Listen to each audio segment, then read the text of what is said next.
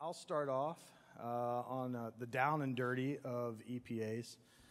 When you ask what is an EPA, I live in D.C., so a lot of people would define what is an EPA as this, right? If anybody's here thinking we're talking about environmental policy or defunding the EPA, I'm sorry, you're at the wrong session. Okay, so in case they tear the building down, I included a picture in case anyone hasn't seen it. So what is an EPA? EPA stands for Entrustable Professional Activity, and it is a piece of professional practice that you can allow a learner or a trainee to do when they've become sufficiently competent to do it. Okay? So it is something that you do. Features of EPAs, okay? Observable. You have to be able to see it happen in practice. It's measurable and finite. It occurs as an event, and it's something that you can apply measurement to. All right? And it's delegatable. You could allow someone to do it for you, and it's amenable to different levels of supervision. Okay, and hopefully, as we go through the talk today, this we'll be able to form a clearer picture of how this works in your mind. So first, we'll do a little quiz. So if you were going to make an EPA, would this statement be something that would qualify as that? That you would want someone to communicate preoperative, postoperative care expectations to patients and families. Who votes yes? No? One no. Okay. Well, I voted yes. So you either disagree. I'm speaking, so that means you're wrong. Sorry. How about this one? Know the anatomy of the human body. Yes. Any votes for yes? All right. Not finite, important, right? Not measurable in a distinct event or over time in a meaningful way, right? So that would not be a good EPA. And then lastly, interpret common radiographic studies relating to acute care general surgery patient, right? And that's another example of something that would be a good EPA, okay? So in many ways, EPAs translate towards goals and objectives. They're kind of like broader objectives in a certain standpoint, in that they're measurable, but they often have multiple components.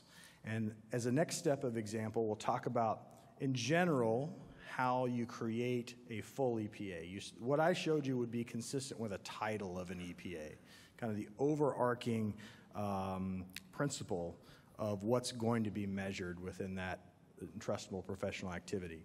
The other components are listed here, a more detailed description, some knowledge, skills, and attitudes or educational objectives that support that EPA that are individually measurable, ways to assess progress within that area.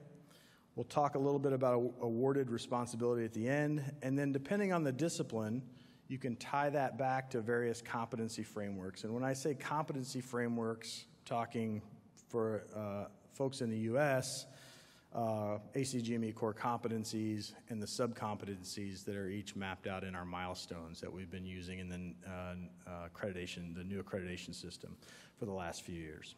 Okay, so these are the key components. So let's look at an example that's pertinent for GI surgery, and this is taken from EPAs that were fairly recently developed for gastroenterology fellowship, but this is one of their procedural EPAs. So this is an example of the title and the detailed description. You can kind of read it there. Obviously something that tracks directly with our clinical skill set, performing upper and lower evaluation of the luminal GI tract. Okay, so you can see and read a little bit. I mean, the detailed description is not. There's no magic about that. You're basically just ensuring that you capture the pieces of the overall EPA title that are important. Okay.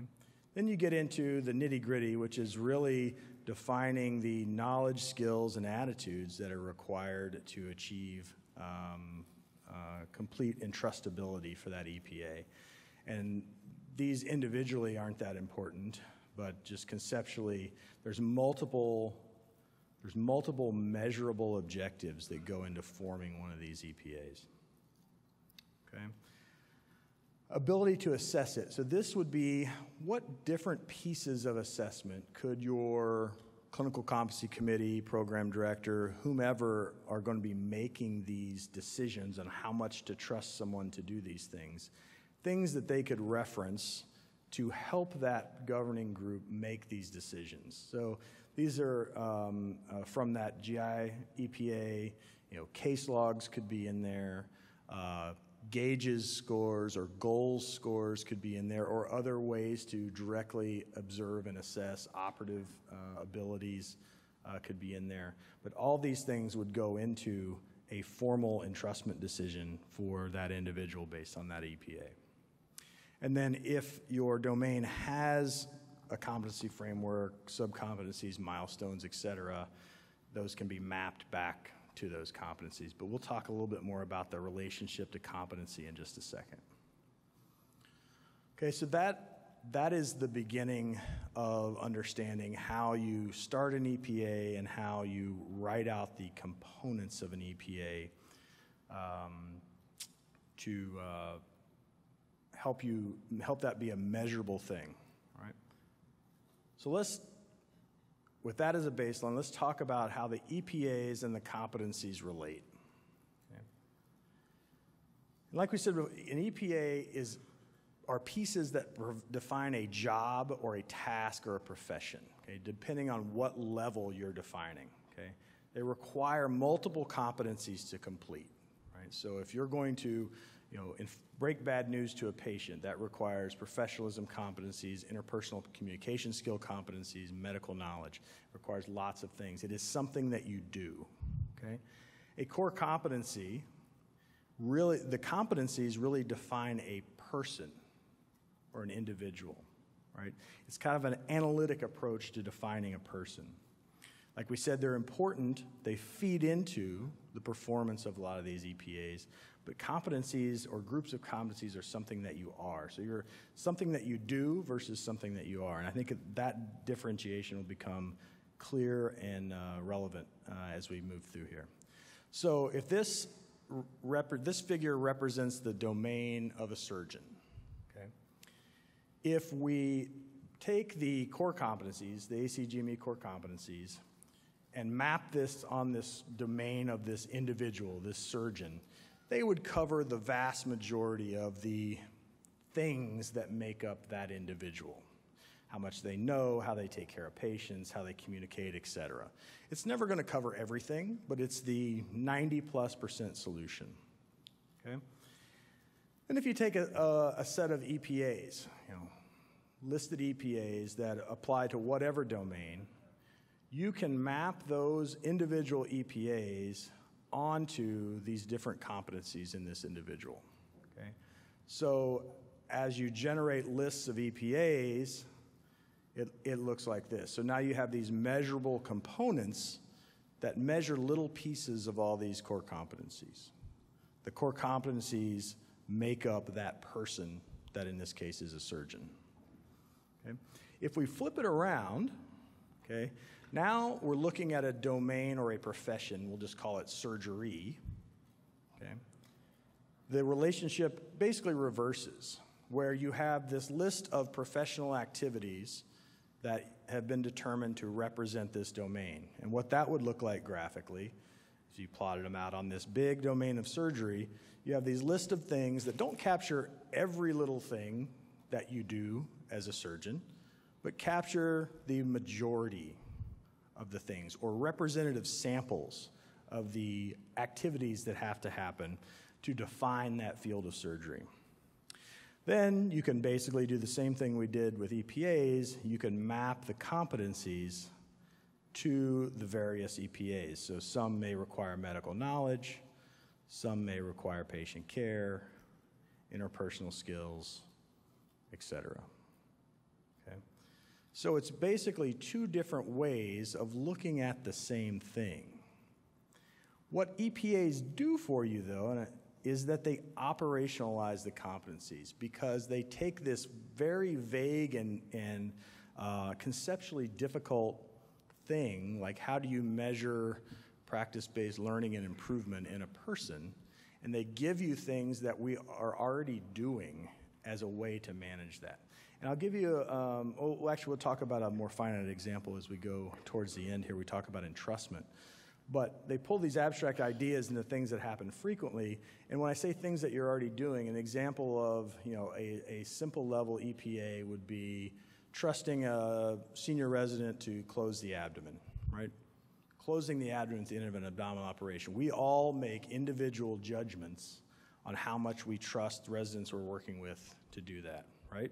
Some people, they're not going to do it. Some people, they can do it with us watching.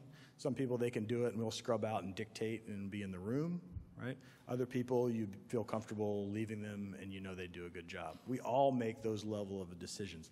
And that's all we're talking about here, is if you define these EPAs well, you apply these entrustment decisions and it leads to competency-based medical education.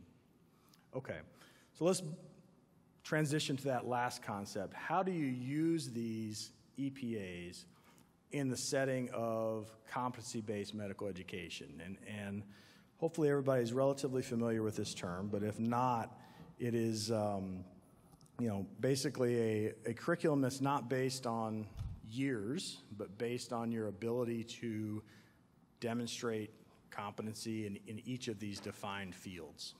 Okay? And this is something that's being looked at quite aggressively across the world in different areas.